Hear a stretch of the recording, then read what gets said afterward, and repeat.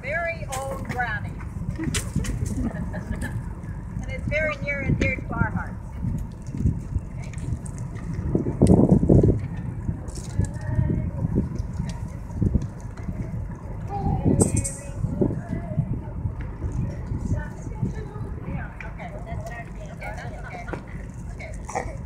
Ferry goes to Langham and here to Saskatoon.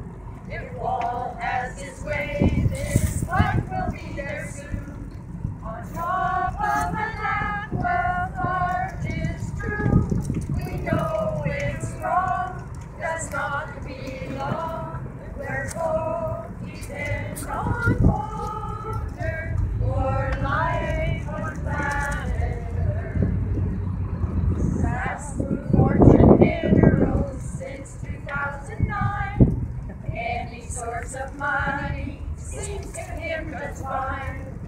Treat metal from Ontario to process here. The waste we fear will pollute our air and water for our sticks in waste bins. Many tax incentives given out in lumps, while us is left with open toxic dumps. Barrels of water used per day, community should have their say. You carry unused water for folks and crops each day.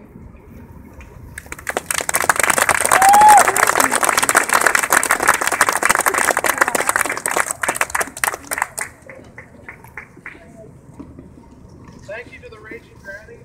Carolyn could not have done it better. Next, Diane Rhodes is going to say some words about climate change. She's a very knowledgeable person. She's acted on the issue for several years.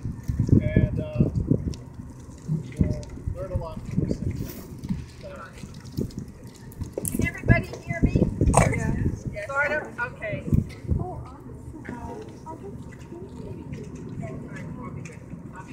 So I'll speak as loudly as I can. I want you to know that this time last weekend, yeah, come on in a little closer. This time last weekend, I was in Albuquerque, New Mexico. I was at the Energy Extraction Summit with some of the young people on the front lines of extreme extraction, fighting tar sands, fighting uranium mining, mountaintop removal, of course, fracking.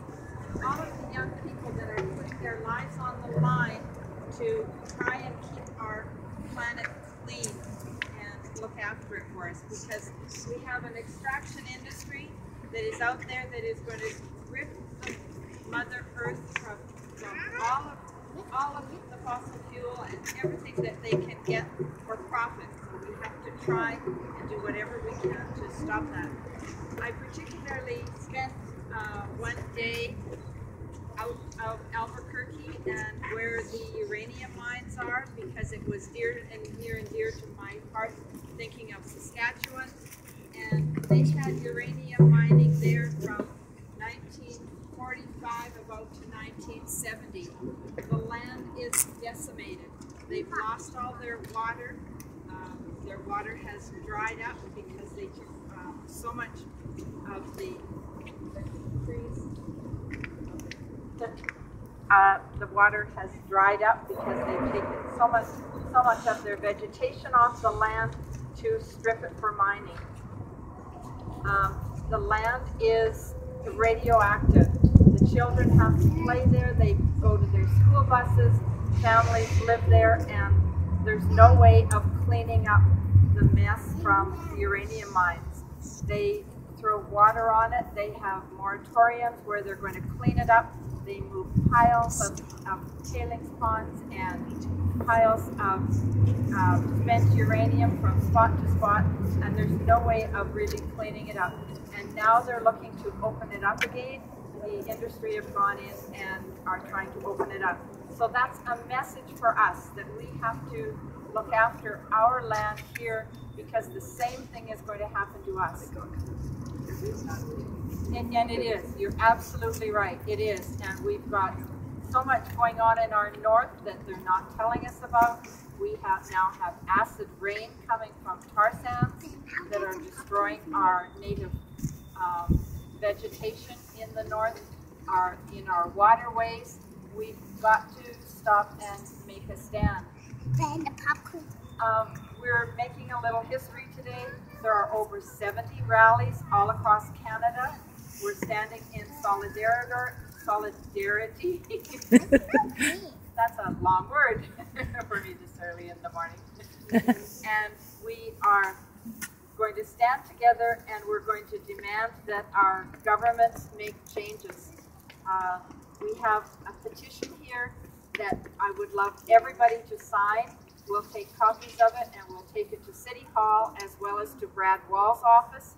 We have it it's going to join the petition that we had in November when we rallied then. We have to build a movement.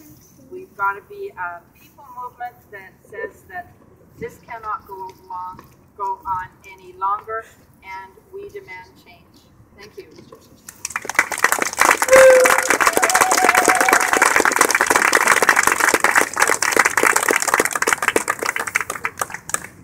Thanks, Diane.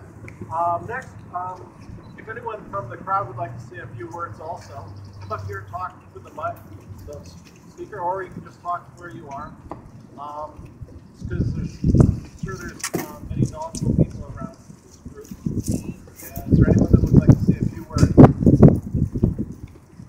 I just would like to share that over 170 organizations throughout the country in Venezuela are created today and tomorrow the Congress of Ecology in defense of the world, supported by government of Venezuela and expanding it to Bolivia, Ecuador, Uruguay, Argentina, and Brazil.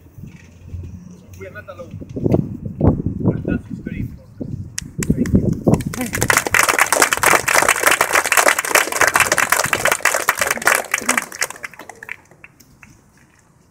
I just want to pick up on that business of uranium in northern Saskatchewan. I don't know if you know that the Canadian Nuclear Safety Commission has basically eliminated all kinds of input into their public hearings. Not only have they done that, they are now granting 10-year licenses for operation of the mines up in northern Saskatchewan. Cigar Lake has a 10-year license. There's a new mine coming online. They want to give it a 10-year license. What that means is they don't have to have any public hearings or any renewal of licenses, accountability in the public realm. As it stands, any accountability in the public realm means nothing. But this is really serious business that's going on in northern Saskatchewan. They are not taking into consideration at all the cumulative damages that can create up in northern Saskatchewan. From when you begin with the early ancient mines, if you will, the heritage mines, the transitional mines, and the current mines. There are at least three generations of mines, and they are polluting northern Saskatchewan and all the waterways up there. So I think we have to be mindful and pay attention to that. Okay. There's also sound on cell phone, I think. Looks like this. Anyone? Also down. Did anyone misplace a cell phone? I think it's a GPS. I don't know, maybe it's a bit, I don't know. It's here, so.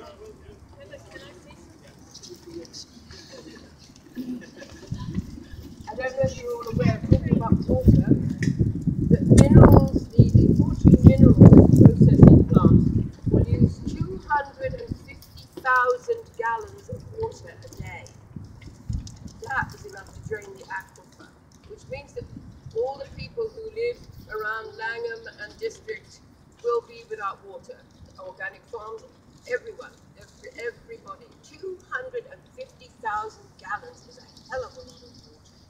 And that is something that's not really known, but we should, that just spread the word that that's so.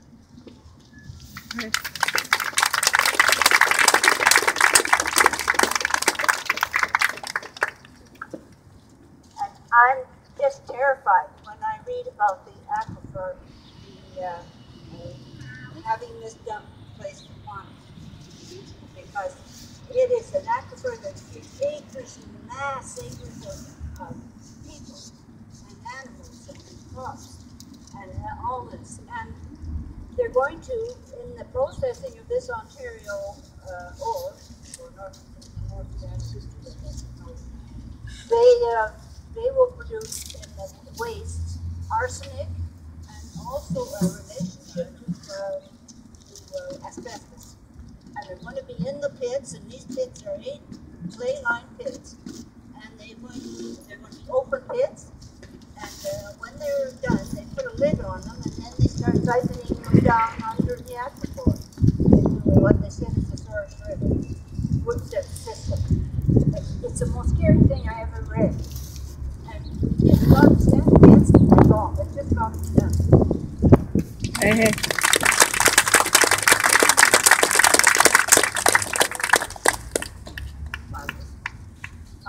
More and more it seems clear to me that we, up against Goliath, have no power. We protest, and we're like gnats. That everything continues as, you know, without even a stumble. What we need to do, I believe, is refound this country. I believe we need to demand and work for a constituent assembly and put the power. That's the only way we can put the power back into people's hands. It's been done in other countries, but surely in Canada has to be the same.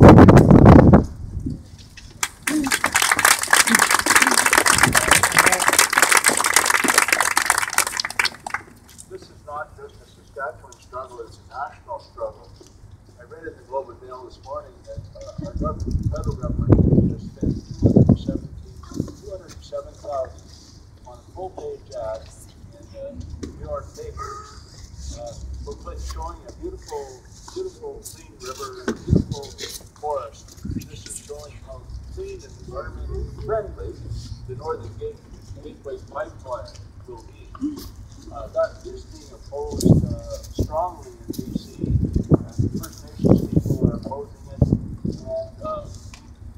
it's going across over 1,000 rivers, pipeline. But the worst part, from my point of view, is coming down the coast. These tankers are as long as 4 football fields.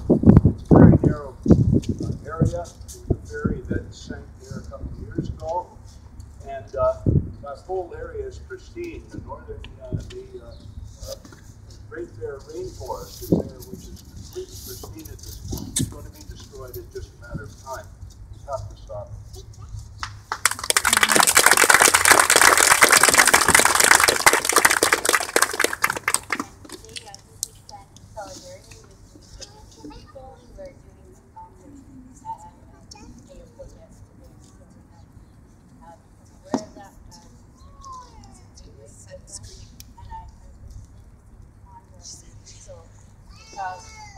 Perhaps we should double our efforts against those pipeline as well.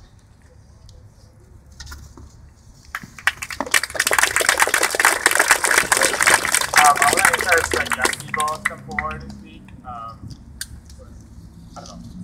It's good to balance it out. You have diversity of people, so you want to speak. All right, I'll say it. Okay, fine. So yeah, I just want to say that Harper is bad. Its policies is terrible. But we should also think about the broader systematic issue, namely capitalism, the economic system that we depend on. The system is based on profit, accumulation of profit, and subordinates the basic human needs of people.